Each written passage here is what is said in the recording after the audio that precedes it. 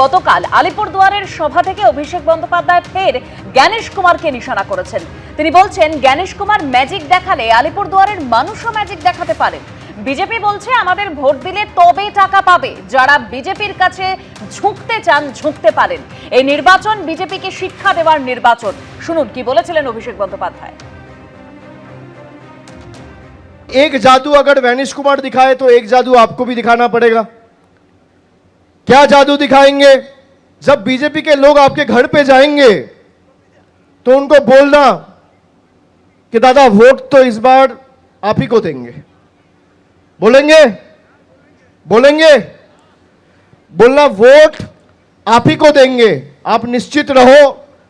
और जिस दिन चुनाव देने का, मतदान करने का दिन होगा, उस दिन लाइन में खड़ा होकर जोड़ा फूल को वोट देना है। तो उनको लगेगा भाई क्या मैजिक हो गया, सब तो बोला था कि कमल पे वोट देंगे, जोड़ा फूल में कैसे वोट हो गया। भाई ज्ञानेश कुमार अगर मैजिक दिखा सकता है तो अलीपुरद्वार के लोग भी मैजिक दिखा सकता है। আলিপুরদুয়ারের সভা থেকে জ্ঞানেশ কুমারকে ফের নিশানা করেছেন অভিষেক বন্দ্যোপাধ্যায়, আর যার জবাব দিয়েছেন শুভেন্দু অধিকারী। শুনুন। আমরা বলেছিলাম 5ই মের মধ্যে যদি সরকার করতে হয়, ফেব্রুয়ারিতে ভোটার লিস্ট বের করতে হবে, নইলে ভোট হবে না। ভোট না হলে সরকার হবে না, আর সরকার না হলে আমাকে বলতে হয়নি, আমি আগে বলেছিলাম, এখন মুখ্যমন্ত্রী বলছেন রাষ্ট্রপতি শাসন হয়ে যাবে, তো তাই আমাকে মেনে নিতে হয়েছে। আরে আপনাকে আরো অনেক কিছু মানতে হবে। ক্ষমতায় থাকলে চা শ্রমিকদের দৈনিক মজুরি 250 থেকে 300 টাকা করা হবে। আলিপুরদুয়ারে এই আশ্বাস দিলেন অভিষেক বন্দ্যোপাধ্যায়। বারুইপুরের মতো এখানেও তার মঞ্চের সঙ্গে ছিল র্যাম্প। অন্যদিকে শুক্রবার যে ভোটারদের মঞ্চে তুলেছিলেন অভিষেক বন্দ্যোপাধ্যায়, এবার তাঁরাও শোনালেন আতঙ্কের কথা। শুক্রবারের পর শনিবার ফের মঞ্চে চমক দিলেন অভিষেক বন্দ্যোপাধ্যায়। শুক্রবার বারুইপুরের সভায় র্যাম্পে জীবিত অথচ কমিশনের কাছে মৃত হিসেবে চিহ্নিত 3 জনকে সামনে এনে নির্বাচন কমিশনের উদ্দেশ্যে প্রশ্ন ছুড়ে দিয়েছিলেন। আর শনিবার আলিপুরদুয়ারের সভায় র্যাম্পে চা শ্রমিকদের ডেকে নিয়ে তাদের প্রশ্নের উত্তর দিলেন।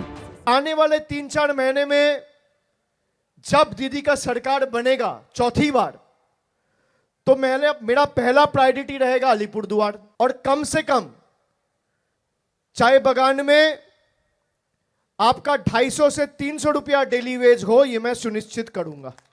ये मेरा वादा है आप सबसे। তৃণমূল সূত্রে দাবি, অভাব অভিযোগ শুনতে চা শ্রমিকদের একটা ফর্ম দেওয়া হয়েছিল। এদিন মঞ্চের ওপর একটি বাক্সে সেই ফর্মগুলি রাখা হয়েছিল।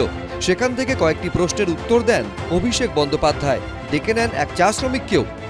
আজকে এই 250 টাকা দিয়ে আমরা চলে না। আমাকে এটাই শুনতে বললো যে এই যে চায় বাগানে 250 টাকা আছে, এর জন্য আমি নিশ্চয়ই 300 টাকা করার জন্য আমি কথা বলবো। এগ্রিমেন্টে বলছে এই আশা আমরা আছি। আসার পরে আমি ওর সাথে 2টা কথা বলতে পারলাম, এর জন্য আজকে আমি অনেক ধন্যবাদ জানাই। শুক্রবার বারুইপুরে অভিষেক বন্দ্যোপাধ্যায় র্যাম্পে ডেকে নিয়েছিলেন এমন 3 জনকে যারা নির্বাচন কমিশনের কাছে মৃত হিসেবে চিহ্নিত। তাদের মধ্যে একজন কাকদ্বীপের বাসিন্দা হরে কৃষ্ণ গিরি। খসড়া তালিকায় মৃত বলে ঘোষণা করা হয়েছে, সেই নিয়ে আমি আতঙ্কে ছিলাম। আশ্বস্ত হইতে পারিনি, কারণ আমি তো নতুন করে নাম আসলে আমি তো যতক্ষণ না আসবে ততক্ষণ আমি আতঙ্কে থাকবো। মেটিয়াবুরুজের বাসিন্দা মায়া দাস কয়েক বছর আগে স্বামী মারা গেছেন। ছেলে কর্মসূত্রে ভিন রাজ্যে থাকেন। 2002 থেকে আমার ফর্মে নামও আছে, ভোটার লিস্টে ফর্ম এসেছে, ফর্ম ফিল আপ করে জমাও দিয়েছি, একটা কপিও আছে আমার কাছে, অথচ আমাকে পুরো মৃত বলে ঘোষণা করা হয়েছে।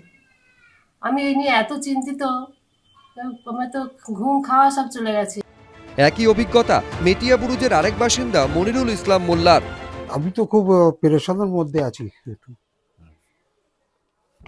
তো রাতে ঘুম হয় না, খাওয়া দাওয়া উঠে গেছে। 2025-এ তোমার হচ্ছে ভোট দিয়েছি, তার আগে 2002-এ ভোট দিয়েছি, কিন্তু এই যা করেছে তোমার এইটা ইলেকশন কমিশনার, বিজেপি দালাল। শনিবার আলিপুরদুয়ারের মঞ্চেও এই 3 জনের কথা বলেছেন অভিষেক বন্দ্যোপাধ্যায়। भाई जिंदा लोगों को भूत बना दिया। कल आपने देखा, मैंने अपना स्टेज पे चलवाया। কেউ র্যামে হাঁটছেন, কোথাও আবার দেখা গেল বিহারের নির্বাচনে রাহুল গান্ধী জলে ঝাঁপ দিলেন। এরা সব একপন্থীতে আছে। ওই যাবার সময় কেউ র্যাম্পে হাঁটতে হাঁটতে চলে যাবেন, আর কেউ জলে ঝাঁপ দিয়ে চলে যাবেন, এটাই তো। স্বচ্ছ ভোটার তালিকা তৈরির উদ্দেশ্যে এসআইআর করছে নির্বাচন কমিশন, কিন্তু তার মধ্যেই জীবিত ভোটারকে মৃত হিসেবে চিহ্নিত করায় ভূতের রাজনীতি চলছেই। শুভেন্দু ভট্টাচার্য, গৌতম মণ্ডল, অরিত্রিক ভট্টাচার্য, এবিপি আনন্দ। বিজেপির টার্গেট যে এবার পশ্চিমবঙ্গ সেটা স্পষ্টভাবে বুঝিয়ে দিয়েছেন কেন্দ্রীয় স্বরাষ্ট্রমন্ত্রী অমিত শাহ। একেবারে 2/3 সংখ্যাগরিষ্ঠতা নিয়ে বিজেপির সরকার গড়ার হুঙ্কার দিয়েছেন তিনি। আর এরই মধ্যে জানুয়ারির 3য় সপ্তাহে নরেন্দ্র মোদী তিনি ফের আসছেন, যদিও এই সফরকে গুরুত্ব দিতে নারাজ তৃণমূল কংগ্রেস। 21-এ ফেল করেছে 200 আসন পারের টার্গেট। 26-এর ভোটে কি পূরণ হবে বিজেপির পশ্চিমবঙ্গ জয়ের স্বপ্ন? রাজ্য রাজনীতিতে যখন এই প্রশ্ন ঘুরপাক খাচ্ছে, তখন সম্প্রতি রাজ্যে এসে দলকে টার্গেট বেঁধে দিয়ে গেছেন কেন্দ্রীয় স্বরাষ্ট্রমন্ত্রী অমিত শাহ। बंगाल में 2/3 बहुमत के साथ भारतीय जनता पार्टी की सरकार बनेगी। মমতা বন্দ্যোপাধ্যায়ের তরফেও এসেছে পাল্টা চ্যালেঞ্জ। বলেছেন 2/3 পাবো। দারুণ খেলা হবে এবার, ফাটাফাটি। এবারকার খেলার নাম হবে ফাটাফাটি।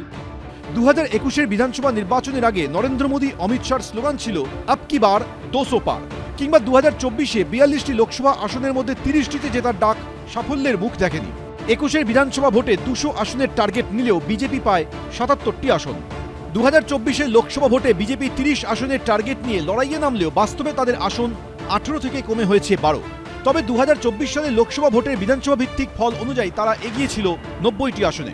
তবে নভেম্বরে বিহারে এনডিএর জয়ের দিনেই নরেন্দ্র মোদী বুঝিয়ে দিয়েছেন এবার তার টার্গেট পশ্চিমবঙ্গ। আর ডিসেম্বরে রাজ্যে এসে পরিবর্তনের হুঙ্কার ছাড়েন তার ডান হাত অমিত শাহ। मूल समेत तृणमूल कांग्रेस की सरकार को हम उखाड़ कर फेंक देंगे। জিতবে না কচু হবে, জিতবে না ঘেঁচু হবে। 26-এর ভোটের আগে রাজ্যে চলছে এসআইআর প্রক্রিয়া। বিজেপি সূত্রে খবর, অনুপ্রবেশকারী ও ভুয়ো ভোটার বাদ গেলে পশ্চিমবঙ্গের মেগা ফাইটে তারা রাজ্যের শাসক দলকে চ্যালেঞ্জের মুখে ফেলতে পারে বলে আশায় বুক বাঁধছে তারা। इन्होंने मां माटी मानुष का नारा दिया था। माटी घुसपैठिए और माफिया कब्जा कर कर रखे हैं। कितने लोग बांग्लादेशी हैं और कितने लोग रोहिंग्या हैं, जरा इसकी सूची आप सार्वजनिक करें। এই চ্যালেঞ্জ পাল্টা চ্যালেঞ্জের মুখে এলাকায় এলাকায় পথসভা ও মিটিং করে তৃণমূলের দুর্নীতি ও অপশাসনের বিরুদ্ধে জোরদার প্রচারের লক্ষ্য নিয়ে মাঠে নামছে রাজ্য বিজেপির প্রথম সারির নেতারা। এমনটাই খবর বিজেপি সূত্রে। অমিত শাহজি আমাদের টার্গেট বেঁধে দিয়ে গেছেন। অমিত শাহজি একটা সুন্দর করে একটা ছন্দে চলার জন্য শুরুয়াত করে দিয়ে গেছেন এবং সেটারই আমাদের চলবে। এবং দিলীপ দা বলুন, শ্রমিক দা বলুন, শুভেন্দু দা বলুন, সুকান্ত দা, সবাই আমরা একসাথে মিলে আমরা আগামী দিনে লড়াই করব। অমিত শাহ আসবেন, অমিত শাহ যাবেন। 2021 সালেও অমিত শাহ এসছিলেন, অমিত শাহ গেছেন। ওনার নেতা নরেন্দ্র মোদী এসছিলেন, নরেন্দ্র মোদী গেছেন। বাংলার মাটি শক্ত ঘাঁটি, সেখানে বাংলার মানুষ কিন্তু আগামী দিনে সিদ্ধান্ত নেবে এবং মানুষের আশীর্বাদ মমতা বন্দ্যোপাধ্যায় এবং অভিষেক বন্দ্যোপাধ্যায় এর নেতৃত্বে তৃণমূল কংগ্রেসের উপরে আসবে এবং তারাই ক্ষমতায় আসতে চলেছে। অর্থাৎ আমরা চতুর্থবারের জন্য ক্ষমতায় এসে সরকার করতে চলেছি। চলতি মাসে ফের পশ্চিমবঙ্গে আসার কথা প্রধানমন্ত্রীর। বিজেপি সূত্রে খবর, আগামী 17 জানুয়ারি মালদা এবং 18 জানুয়ারি হাওড়ায় সভা করার কথা রয়েছে নরেন্দ্র মোদীর। এবিপি আনন্দ। এবিপি আনন্দ, এগিয়ে থাকে, এগিয়ে রাখে।